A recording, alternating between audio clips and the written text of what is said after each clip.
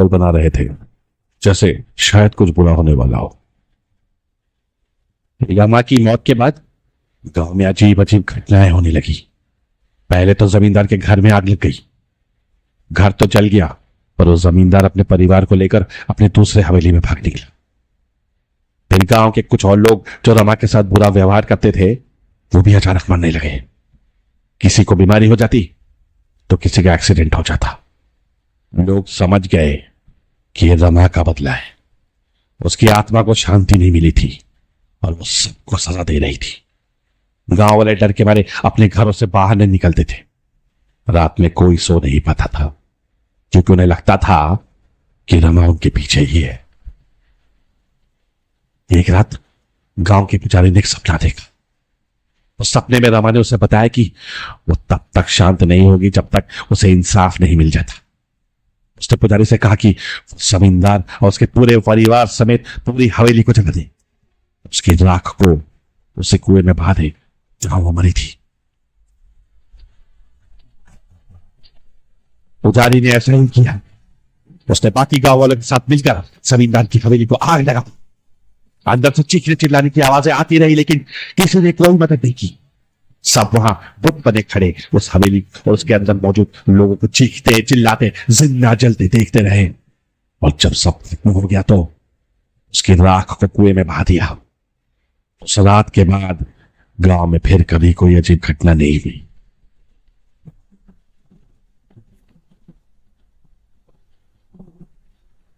लोगों को लगा कि शायद रमा की आत्मा को शांति मिल गई है, लेकिन मैं जानता हूं कि रमा अभी भी कहीं मौजूद है। वो भटक रही है, इंतजार कर रही है कि कोई उसकी कहानी सुने, उसे याद रखे, क्योंकि जिसके साथ अन्याय होता है उसकी आत्मा को कभी शांति नहीं मिलती। कहानी सुनकर सभी यात्री सन्न रह गए थे। डिब्बे में अंधेरा था और सभी की सांसें तेज चल रही थी। उन्हें ऐसा एहसास हो रहा था कि इस ट्रेन में, इस अंधेरी रात में वो शायद अकेले नहीं है। कोई है जो उनकी हर बात सुन रहा है, उनके हर डर को महसूस कर रहा है। दादा, क्या आप हमें रमा के बारे में कुछ और बता सकते हैं? वो कैसी दिखती थी? राज ने थोड़ा हिचकिचाते हुए पूछा। रवि भी हल्का सा आगे झुका। दादा, और ये चुड़ैल ये कैसे बनी? क्या वो सचमुच लोगों को मार डालती है? दादा ने उन दोनों की बातें सुनी और एक गहरी सांस ली।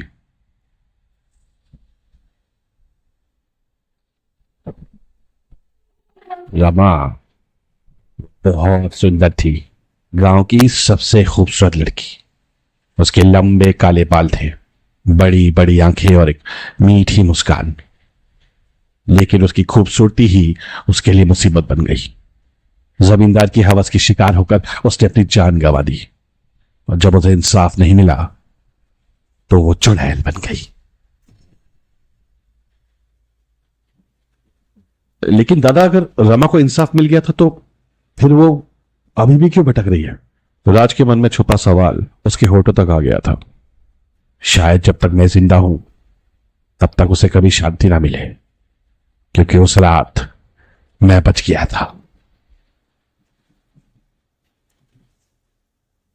आप उस जमींदार के परिवार से हो? बदकिस्मती से हां, मैं उस जमींदार का छोटा भाई हूं। उस रात लपटों से मैं बच निकला और उस गांव को हमेशा के लिए छोड़ दिया।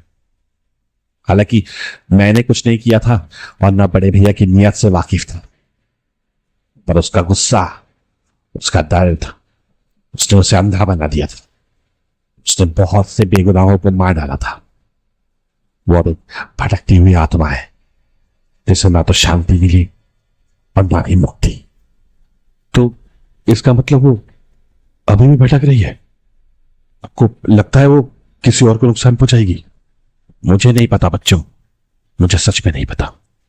लेकिन मुझे एक बात का यकीन है कि जो आत्माएं इंसाफ की तलाश में भटकती हैं, वो कभी भी किसी को भी नहीं छोड़ती। दादा, आपकी कहानी सुनकर ना मुझे भी अपने बचपन की घटना याद आ गई। तब मैं बहुत छोटा था, शायद 10 साल का। हमारे गांव में एक अजीब चीज हुआ करती थी। राज की बात सुनकर बाकी के सारे मुसाफिर उसकी ओर देखने लगे। अगर ये कहानी उतनी ही डरावनी है जितनी दादी की थी तो मुझे तो सोना ही बेहतर है, मिस्टर शर्मा ने उबासी लेते हुए कहा। बाबा ने शर्मा की बात सुनी और उसकी ओर देखकर कहा, अभी तो पूरी रात बाकी है, एक कहानी सुनने में हर्जी क्या है? तो सुनो, ये कहानी है एक पिशाच की, एक ऐसे पिशाच की जो मांस खाता था। राज ने अपनी कहानी शुरू की और डिब्बे में एक बार फिर से सन्नाटा छा गया। सभी यात्री उसकी बातों में खो गए, मानो वो खुद उस भयानक पिशाच का सामना करने को तैयार हो। और खिड़की से अंदर आती हुई धुंध ने डिब्बे के माहौल को और भी डरावना बना दिया था।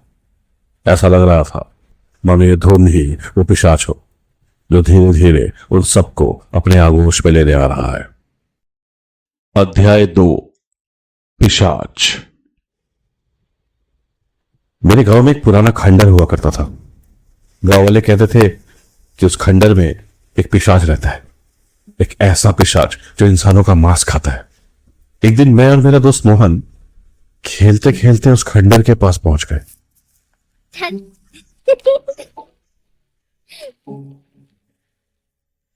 मोहन बहुत ही शरारती था।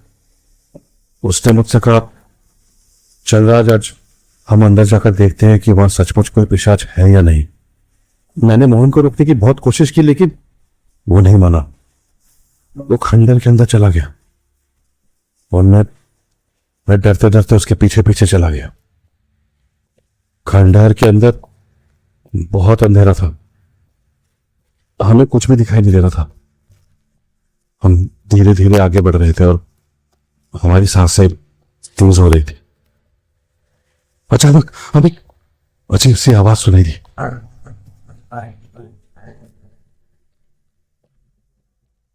हम डर गए। हमने पीछे मुड़कर देखा लेकिन हमें कुछ भी दिखाई नहीं दिया।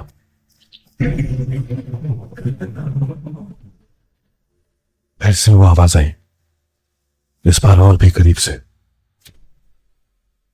और तभी हमने उसे देखा, एक बड़ा काला कुत्ता जिसकी आंखें आग की तरह लाल थी, जिसके मुंह से खून टपक रहा था। वो हमें घूर रहा था। उसके दांत बहुत ही नुकीले थे। मोहन डर के मारे चीखा और वो जमीन पर गिर गया। कुत्ता उसकी ओर झपटा और मैं वो दृश्य कभी नहीं भूल सकता। पिशाच रूपी कुत्ता मोहन का मांस खा रहा था और वो चीख रहा था, मदद के लिए पुकार रहा था, लेकिन मैं कुछ नहीं कर सका। मैं बस वहीं खड़ा रहा और देखता रहा। उस दिन के बाद मैं बदल गया। मैं हमेशा डर में रहने लगा। मुझे हर तरफ वो कुत्ता दिखाई देता था, उसकी लाल आंखें, उसके नुकीले दांत। मुझे लगता था कि वो मुझे भी खा जाएगा। लेकिन ये कहानी ही खत्म नहीं होती। पिशाच सिर्फ मोहन को मारने नहीं आया था, वो असल में मेरे पीछे था। तुम्हारे पीछे? लेकिन क्यों? रवि ने रात से पूछा। क्योंकि वो कोई साधारण पिशाच नहीं था। वो तो मेरे परिवार से बदला लेने आया था। बदला? लेकिन किस बात का बदला? दादा ने घबराहट भरी आवाज में पूछा। मेरे दादा वो एक तांत्रिक थे। उन्होंने अपनी शक्तियों का इस्तेमाल करके एक पिशाच को कैद कर लिया था। लेकिन जिस दिन वो पिशाच आजाद हुआ, उसने मेरे परिवार को श्राप दिया कि वो वापस आएगा और हम सबको मार डालेगा। ये सब बकवास है, तुम हमें डराने की कोशिश कर रहे हो क्या? मिस्टर शर्मा चिढ़कर बोले। नहीं शर्मा जी, रात सच कह रहा है। इस दुनिया में ऐसी बहुत सी शक्तियां हैं जिन्हें हम नहीं समझ सकते। बाबा की बात खत्म होते ही राज आगे बढ़कर बोला। उस रात जब वो पिशाच मोहन को खा रहा था, तब मेरे दादाजी भी वहां आ गए। उन्होंने एक बार फिर से अपनी शक्तियों का इस्तेमाल करके उस पिशाच को वहां से भगा दिया। लेकिन इससे पहले कि वो पूरी तरह से गायब हो पाता, उसने मुझे देख लिया, उसने मुझे पहचान लिया। उसने मुझसे कहा क्यों मैं तुम्हें नहीं छोड़ूंगा, मैं वापस आऊंगा और मैं तुम्हें नहीं खा जाऊंगा। उस दिन के बाद से मुझे हमेशा लगता है कि कोई मुझे देख रहा है, कोई मेरे पीछे है। रात को सोते वक्त मुझे अजीब अजीब से साए दिखाई देते हैं। कभी कभी मुझे लगता है कि कोई मेरा नाम पुकार रहा है, लेकिन जब मैं पीछे मुड़कर देखता हूं तो वहां कोई नहीं होता।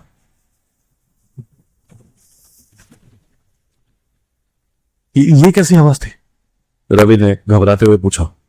ऐसा लग रहा जैसे कोई ट्रेन की छत पर कूदा हूं। मिस्टर शर्मा भी घबराते हुए बोले, हे भगवान, हे भगवान हमारी रक्षा करो। तुम लोग घबराओ मत, ये बस या तो कोई पंछी होगा या फिर शायद कोई पेड़ की शाखा ट्रेन से टकरा गई होगी, उसी की आवाज थी। बाबा ने सबको आश्वासन दिया। राज ने अपनी शर्ट का बटन खोला और गले में पहना हुआ एक तावीज सबको दिखाया। ये तावीज देख रहे हैं आप? ये मैं हमेशा अपने गले में पहन के रखता हूं। ये मेरे दादाजी ने मुझे दिया था। उन्होंने मुझसे कहा था कि ये तावीज मुझे उस पिशाच से बचाएगा। अगर ये तावीज मेरे पास रहेगा तो मेरा कुछ नहीं बिगाड़ सकेगा। रवि ने उस तावीज को अपनी उंगलियों से छुआ। ये तावीज किस चीज का बना है राज? इसमें कुछ जड़ी बूटी और मंत्र है जो उस पिशाच को मुझसे दूर रखते हैं। मेरे दादाजी ने कहा था कि अगर ये तावीज में कभी खो दूं तो पिशाच वापस आ जाएगा और मुझे भी ले जाएगा। भाई ये तो बहुत ही डरावनी बात है। क्या सच में पिशाच तेरे पीछे है? मुझे नहीं पता रवि, लेकिन मुझे हमेशा ऐसा लगता है कि कोई मुझे देख रहा है, मेरा पीछा कर रहा है। और ये तावीज, ये मेरी एकमात्र सुरक्षा है। बेटा, तुम्हें डरने की जरूरत नहीं है। जब तक ये तावीज तुम्हारे पास है तब तक तुम्हें कोई नुकसान नहीं पहुंचा सकता, है ना? वाह क्या बात है, ये तो बिल्कुल फिल्मों जैसा लग रहा है। पिशाच, तावीज, श्राप, क्या तुम सचमुच ये सब मानते हो? मिस्टर शर्मा ने राज की ओर देखते हुए पूछा। शर्मा जी, इस दुनिया में बहुत सी चीजें हैं जिन्हें हम समझ नहीं सकते, लेकिन क्योंकि हम उन्हें समझ नहीं सकते इसका मतलब यह नहीं कि हम उन्हें नकार सकते हैं। अरे लेकिन बाबा, ये तो अंधविश्वास है ना, इसका कोई तार्किक आधार नहीं है।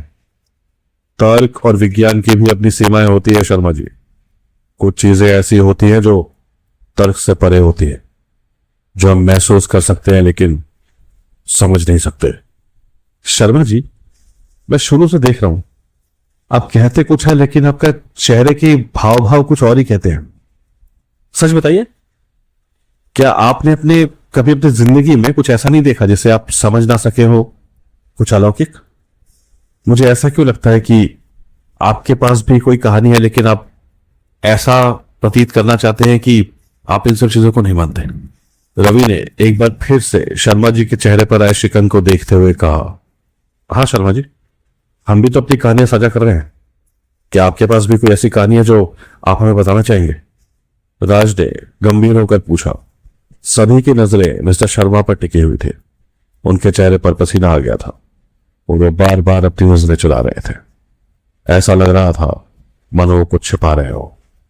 शर्मा जी, अगर आप बताना नहीं चाहते तो कोई जबरदस्ती नहीं है, लेकिन कभी कभी अपने डर को साझा करने से ही उससे मुक्ति मिलती है। हाँ शर्मा जी, डर को अंदर दबाने से वो और भी बढ़ता है, उसे बाहर निकालना ही बेहतर है।